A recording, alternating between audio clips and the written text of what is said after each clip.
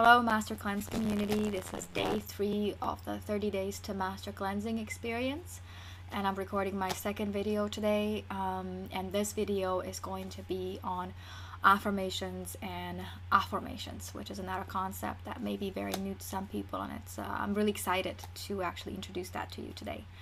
So in my previous video, I talked about the mental body and what it consists of, and I introduced some very interesting facts about it, and that led to a conversation about affirmations. They're a very well known and quite effective way of training your brain into developing a new thinking habits, which is very important, because now we know that we create our reality through our focus and our thoughts.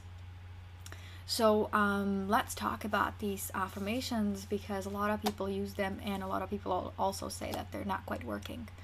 So I'll try to give you some practical advice and tips on how to really make them work, as they are really, really fun, and I love affirmations very much.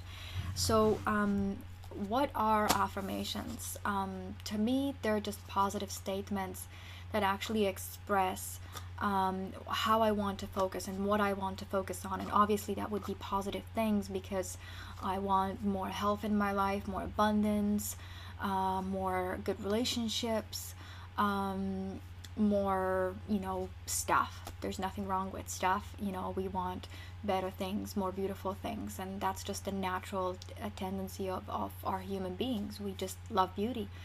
So that's what affirmations are. They're statements, very simple statements. They're using only positive words, and it's actually recommended to use them in present tense. That actually I advise people and my clients as a life coach to kind of grow into, because it actually may backfire, and it's kind of hard to buy into the affirmations when they're presented that way. So I'll give you some tips later on, but let's go back to what affirmations are and why they are so important. So as I said, they are a way of training your brain into thinking in new ways, and hopefully in the ways that are more beneficial, positive, and will serve you in a way or in the process of creating the life that you really, really want. So when you think about creating a healthy body, if you have this goal and you go grocery shopping, you walk into the store and you start consciously choosing foods that are actually going to contribute into your goal of creating this healthy body, because you know how food affects the way that our body is being created and built. So I want you to think about the same way when you're shopping for the words and the thoughts that are eventually going to create your life. And that also includes your physical body, your relationships, your career, your life as a whole, basically. So you should really be shopping. You should really be consciously choosing these thoughts and different words to make sure that you get the effect that you are hoping for. The queen of affirmations that a lot of people are very familiar with is Louise Hay. So she's a great resource as a book author to learn about affirmations. She has an endless list of great affirmations to use if you're having a hard time to come up with your own, and tons of books that are just amazing, and she's helped to transform so many lives. So far, I think she's one of the biggest gifts for our planet that we've received in a long time. So look into Louise Hay if you really want to explore affirmations. I have this one book here. It's called Meditations to Heal Your Life, and I really love it because it just has these short prayers that you can do before you go to bed, and it's really nice to have these kind of thoughts as a last thought of your day before you actually go to sleep.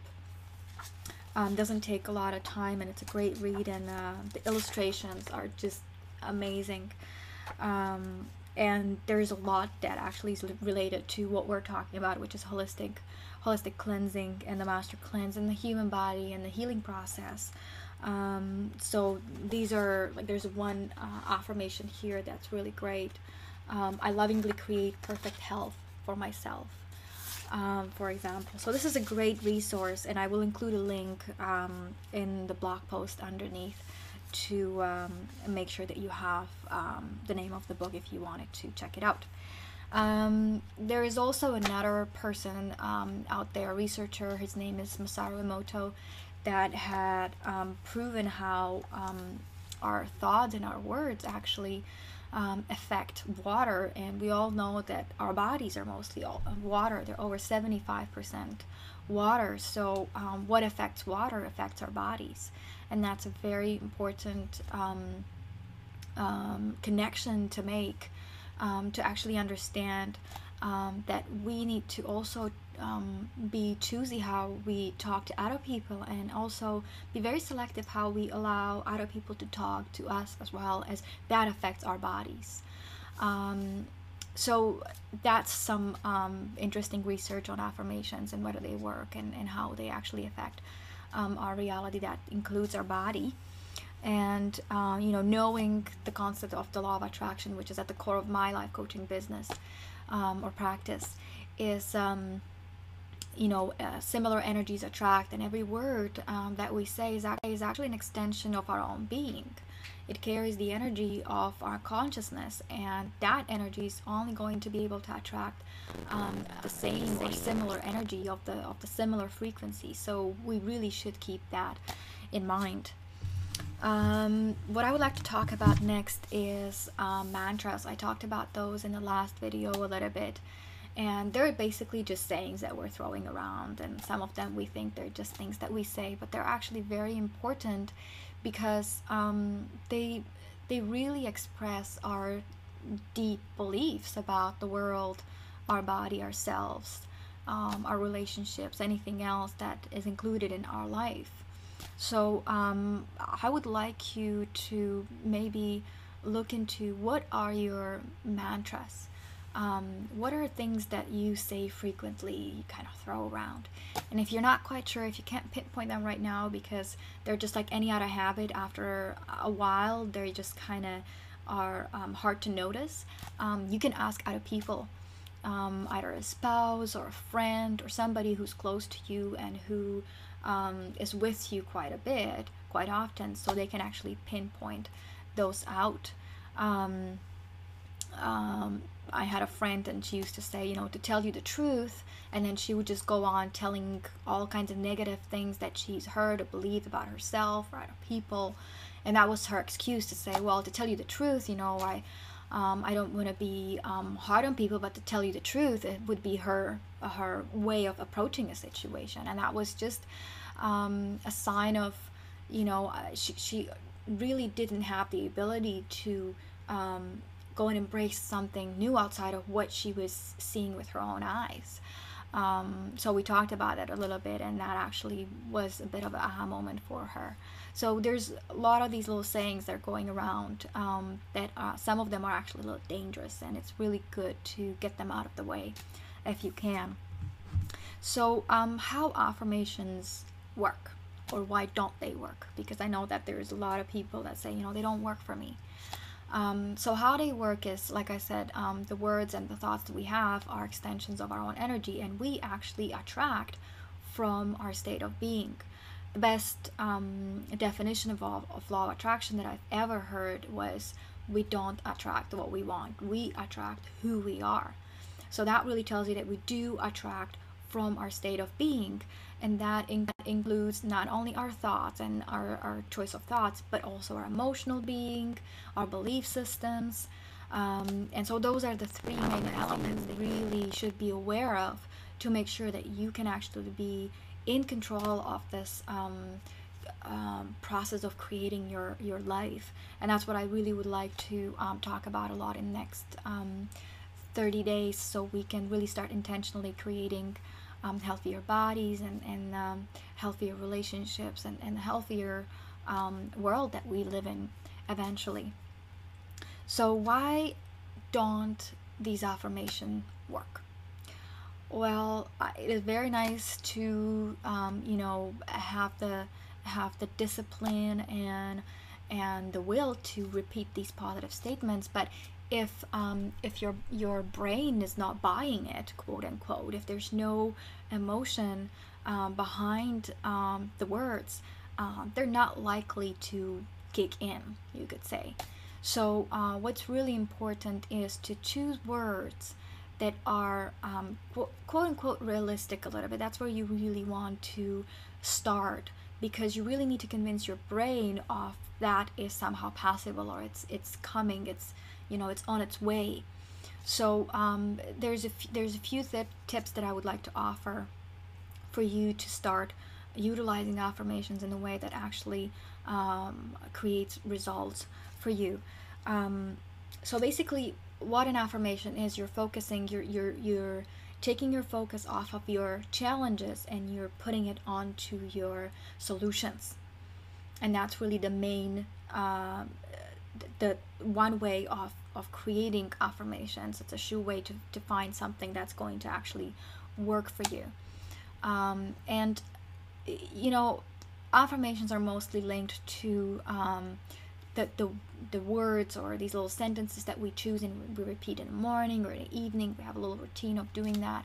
But really, every word that we say is an affirmation.